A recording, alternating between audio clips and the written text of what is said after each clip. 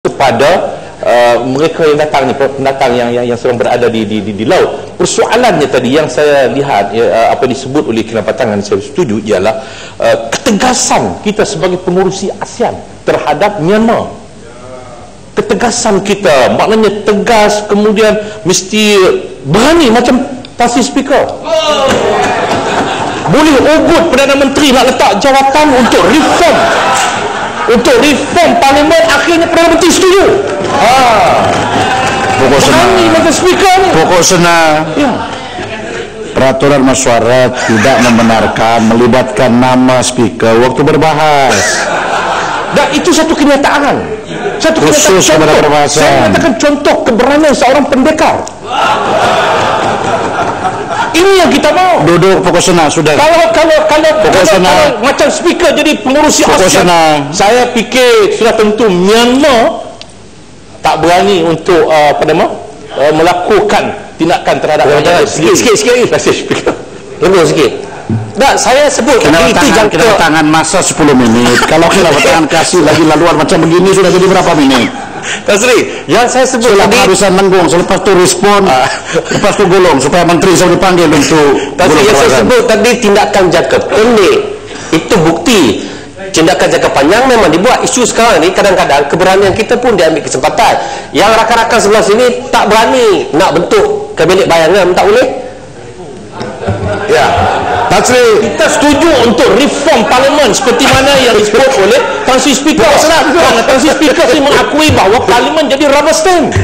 Sebab reform Bayangan tak boleh. ya, betul kita setuju untuk bentuk bayangan tak boleh.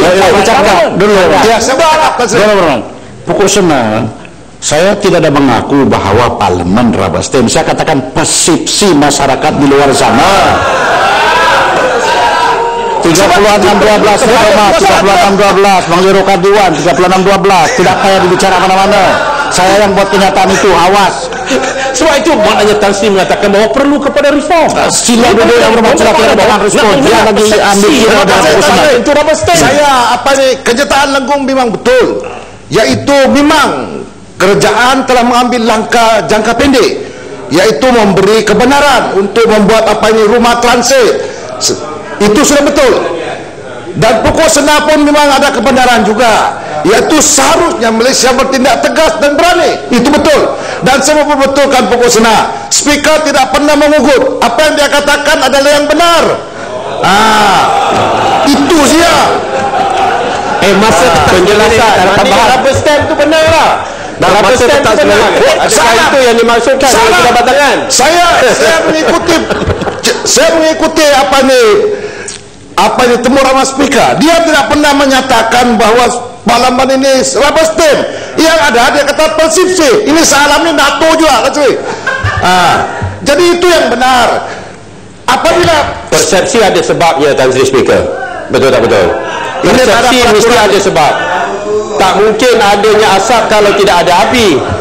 Tidak mungkin adanya persepsi kalau tidak ada sedikit asas untuk menyebabkan wujudnya persepsi itu. kita bahas ini akta perdagangan anti perdagangan manusia, Tan Sri. Jadi saya melihat bahawa kerajaan perlu bertindak tegaslah dalam menangani isu anti perdagangan manusia ini, supaya kita tidak dilihat negara kita ini, Tan Sri, kalau ditengok dalam map seluruh dunia kecil, tidak sampai 5 sen pun, tetapi kita begitu popular, terkenal dengan isu-isu yang jahat.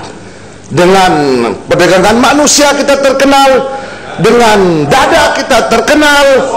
Rasuah tidaklah, banyak negara lagi yang rasuah, banyak 1 MDB.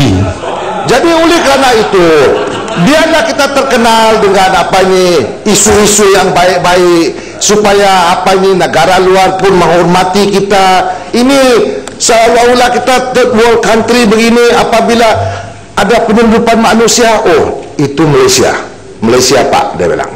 Jadi saya ingat Datuk Menteri, buatlah kajian di mana silap kita. Adakah silap kita ini di bawah akta ini? Sebab akta ini perlu ditukuk tambah.